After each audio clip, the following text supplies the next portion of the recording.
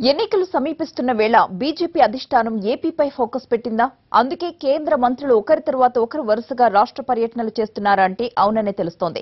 పలు అభివృద్ధి పనులకు ప్రారంభోత్సవాలతో పాటు పార్టీ బలోపేతంపై శ్రేణులతో సమావేశాలు నిర్వహిస్తున్నారు. ఇవాళ కేంద్ర మంత్రి నితిన్ గడ్కరీ గుంటూరు జిల్లా పర్యటనకు వస్తుండటంతో కమలం నేతలు అన్ని ఏర్పాట్లు చేస్తున్నారు. సార్వత్రిక ఎన్నికలు దగ్గర పడుతున్న వేళ బీజేపీ నేతలు వ్యూహాత్మక అడుగులు వేస్తున్నారు.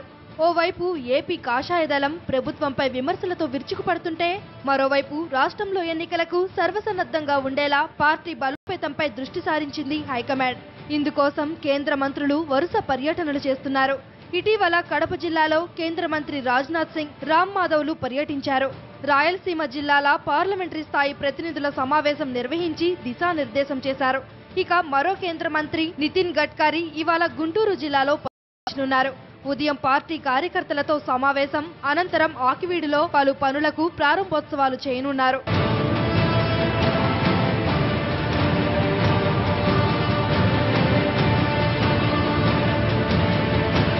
కేంద్రం ఇచ్చిన నిధుల్లో టీడీపీ నేతలు పెద్ద ఎత్తున అవినీతికి పాల్పడ్డారని ఆరోపించారు ఏపీ బీజేపీ నేతలు. 1,50,000 కోట్ల ప్రపంచ బ్యాంకు నిధులను కూడా మాయం చేశారని విమర్శించారు. చంద్రబాబు రాష్ట్ర ప్రభుత్వ నిధులతో చేపట్టి పూర్తి చేసిన 3 భారీ ప్రాజెక్టుల పేర్లు చెప్పాలన్నారు. చంద్రబాబు చేస్తున్న విమర్శలను తిప్పికొట్టేందుకు ఇక నుండి ప్రతి వారం ఒక కేంద్ర మంత్రి రాష్ట్రానికి వచ్చి కేంద్రం ఏం చేస్తుందో చెబుతారని అన్నారు ఏపీ బీజేపీ నేతలు. ఒక్క గడ్కరీ శాఖ నుండే 3 లక్షల కోట్లు ఏపీకి వచ్చాయని బీజేపీ నేతలు చెబుతున్నారు. కేంద్ర ప్రభుత్వంపై దుమ్మెత్తిపోయడమే ఏపీ సర్కార్ పనిగా పెట్టుకుందని విమర్శించారు. కేంద్రం నుంచి ఎన్ని నిధులు వచ్చాయో, కేంద్రం ఏపీకి ఏం చేసిందో ప్రజలందరికీ విస్తరిస్తామని ఏపీ కాషాయ దళం చెబుతుంది.